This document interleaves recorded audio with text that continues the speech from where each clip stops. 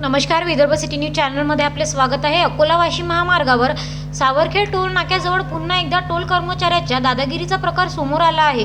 मालेगाववरून अकोल्याकडे येणाऱ्या एका वाहनधारकास टोल शुल्कातील शिल्लक रकमेवरून वाद झाला आणि हा वाद थेट मारहाणीपर्यंत गेल्याचा गंभीर आरोप करण्यात आला आहे। प्राप्त माहितीनुसार टोल कर्मचाऱ्यांनी वाहनधारकाला लाकडी काठीने मारहाण केली।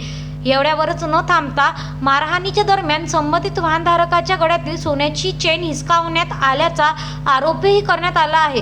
घटनेनंतर वाहनधारकाने पोलिसात तक्रार दाखल केल्याची तयारी सुरू केली असून या प्रकरणामुळे परिसरातील वाहन चालकांमध्ये संतापाची लाट उसळली आहे। स्थानिक वाहनधारकांनी याआधीही या टोल नाक्यावर अशा घटना घडल्याचा दावा करत टोल प्रशासनाच्या मनमानी कारभारावर गंभीर प्रश्न उपस्थित केले आहेत।